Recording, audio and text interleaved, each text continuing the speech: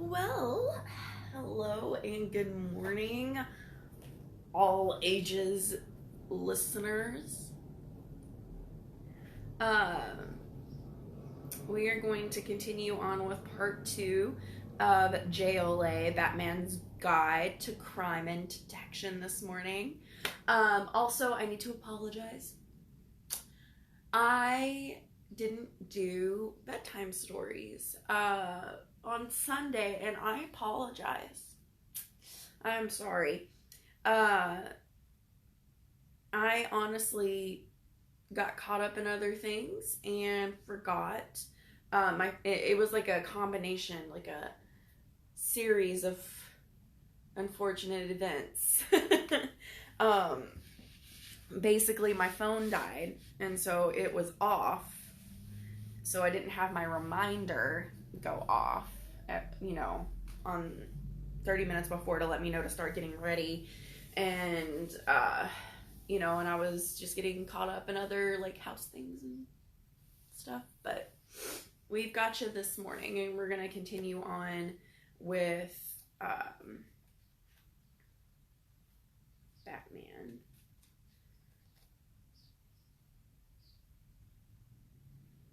Where did we leave off? Gotham Police Force. I know we read that. I think we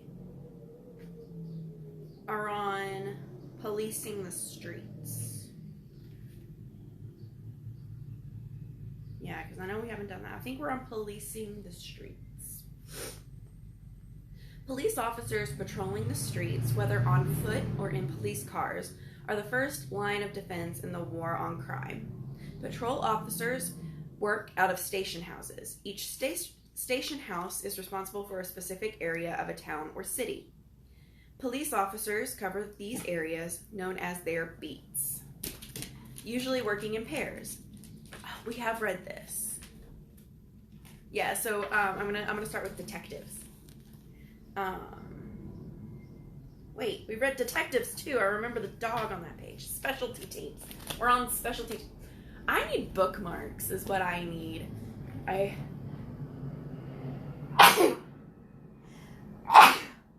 Excuse me. All right, specialty teams. Special situations call for special police force teams. When skills beyond those of regular officers or detectives are needed, the police have many options. When a big crowd gathers or a riot is feared, crowd control officers are dispatched. They are equipped with helmets containing face shields as well as body shields. Sometimes criminals throw evidence, weapons, or even bodies into water, such as a lake, a canal, or a river, thinking that no one would be able to find them. Many police forces have special diving units. Trained divers called frogmen search for vital clues that may help crack a case. Bomb squads are specially trained to respond to bomb threats. They must first determine if a real bomb is present. If it is, they then remove it from the area to a location where it can be safely disarmed or detonated. In situations where police face heavily armed criminals, specially trained SWAT, Special Weapons and Tactics teams, can be called in. They wear armor, carry weapons, and are equipped to storm a building with the intention of capturing criminals and rescuing any hostages. Police marksmen, or sharpshooters, are trained in the use of accurate, high-powered rifles. They are used only as a last resort in siege and hostage situations. All right, and then we've got these side facts. The Batsuit. Batman's Batsuit is both fire and chemical resistant. Its Kevlar fibers, Kevlar is the material used in bulletproof vest, also serve as body armor. Here's a picture.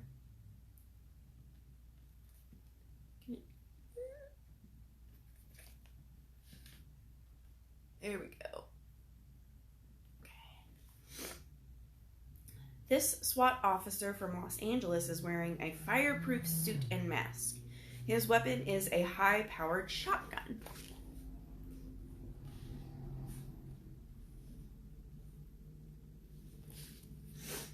JLA, Super Police. The Justice League of America is a superhero team that safeguards Earth. The JLA are clockwise from right: Martian Manhunter, Green Lantern, Batman, Plastic Man, Aquaman, Wonder Woman, The Flash, and Superman.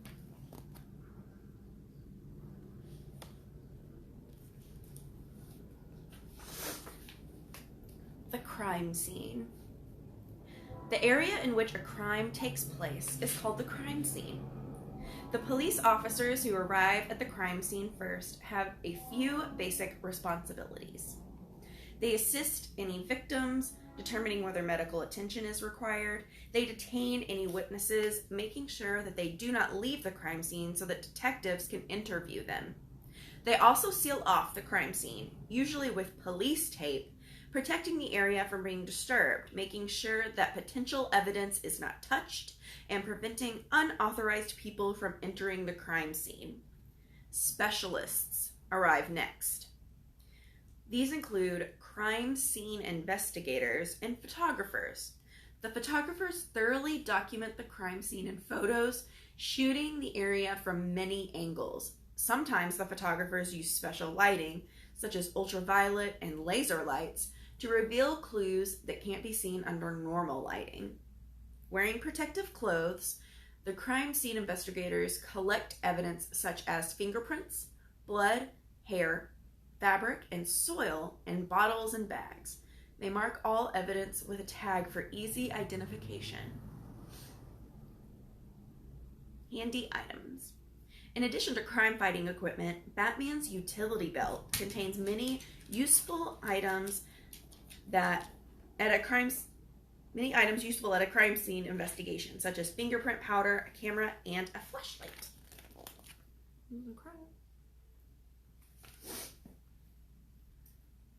Batman's cowl contains equipment to help at a crime scene, including night vision, a microphone, and a listening device.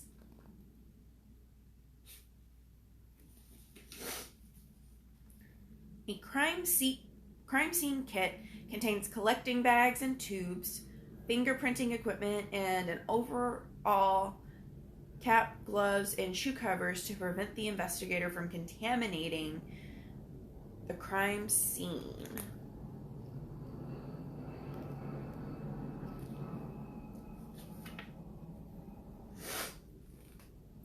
Forensics lab. The evidence gathered at a crime scene is taken to a forensics laboratory for analysis. Forensics is the science of crime and crime solving. These labs are filled with special equipment designed to analyze anything that might help solve a criminal case. One of the forensic scientists' main methods of deduction is comparison. For example, the scientist will compare a hair taken from the crime scene with a hair from a suspect's head, or compare clothing fiber found in a suspect's car or home with a piece of clothing that was worn by the victim. Microscopic examination and chemical analysis are the two main methods of comparing evidence samples. A comparison microscope allows a scientist to view two samples side by side. This type of microscope was originally used to compare bullets and cartridge cases, but now it's used to compare small pieces of evidence.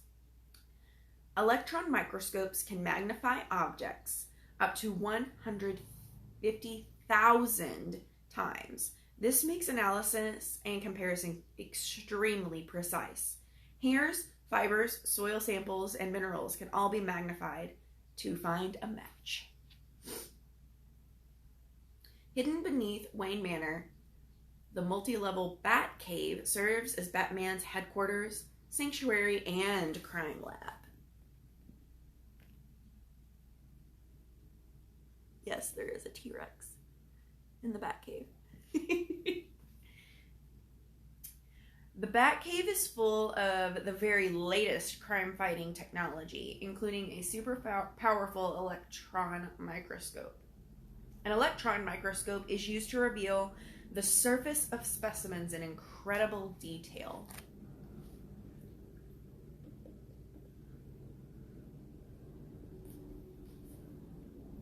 Great detail is revealed when fibers, hairs, or bullets are examined under the magnifying power of an electron microscope. This greatly enlarged image shows wool fibers, like a wool sweater or a scarf. These forensic scientists are taking samples from a victim's clothing and the murder weapon for analysis.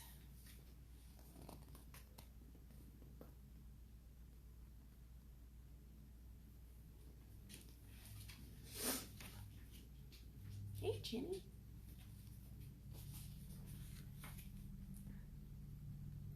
Ballistics is the study of guns and ammunition and is a very important part of the forensic investigation. Guns fire cartridges, which are made up of bullets and cases.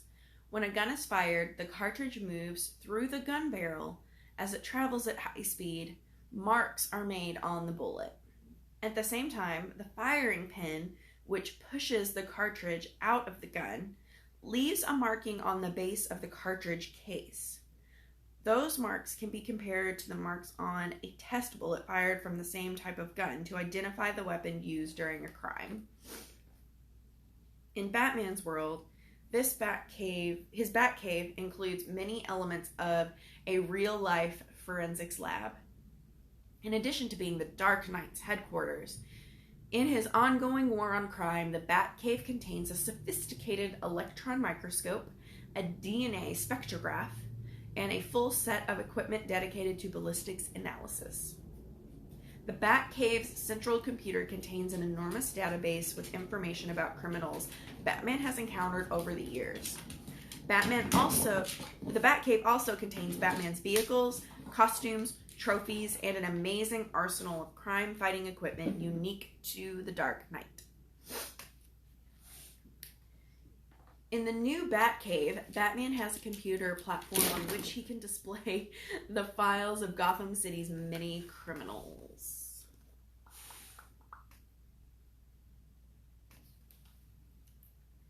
The markings left on a bullet after it has been fired by a gun are unique to that particular weapon. So we can see, like, this is the bullet, and then this is the case.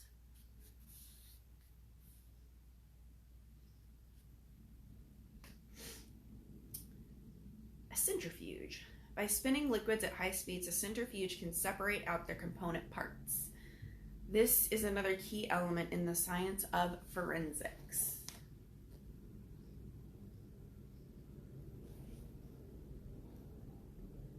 North American brown bats live in the Batcave. Man Bat felt right at home when he broke in looking for the Dark Knight.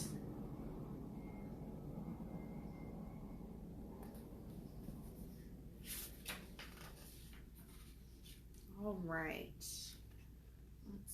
Let's do one more. Yeah, we'll do one more. Fingerprints. The use of fingerprints to identify criminals has been one of the great achievements in the history of fighting crime. Unlike hair color and style, eye color, or weight, a person's fingerprints cannot be changed, and no two sets of fingerprints are the same. If fingerprints are left in a thick, wet substance like blood, paint, or ink, they are easy to see. Criminals, however, are not usually quite so accommodating. Most fingerprints are created by sweat or oils that are naturally present on anyone's fingers. These prints are called latent fingerprints. Because latent fingerprints are not visible to the naked eye, special techniques are used to view them. Crime scene investigators dust surfaces where prints are suspected to be located with a fine aluminum powder. The powder sticks to the oil and sweat, revealing the print. The powder-covered print is then lifted using a sticky, transparent tape. Latent fingerprints can also be revealed using special laser lights. Law enforcement agents keep records of fingerprints of criminals so that they have a huge database to check against when fingerprints are found at the scene of a crime. In 1858, British civil servant William Herschel discovered that no two people's fingerprints were exactly the same. He also observed that people's fingerprints did not change with age. Here's a picture of him.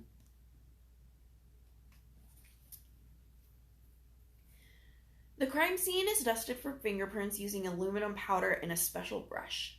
Any prints are then lifted with a special transparent tape. There are 4 main types of fingerprints: arch, loop, whorl, and composite.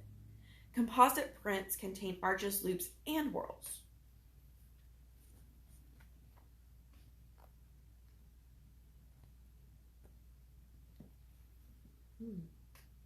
Wish I could show you guys a more detailed picture of this. We're kind of, I think I have a loop fingerprint on my thumb. Yeah. On file. Just like the real police, Batman has an extensive file of fingerprints of criminals he has encountered during his many years of crime fighting. Special glasses and a lamp enable this forensic scientist to see fingerprints as glowing marks.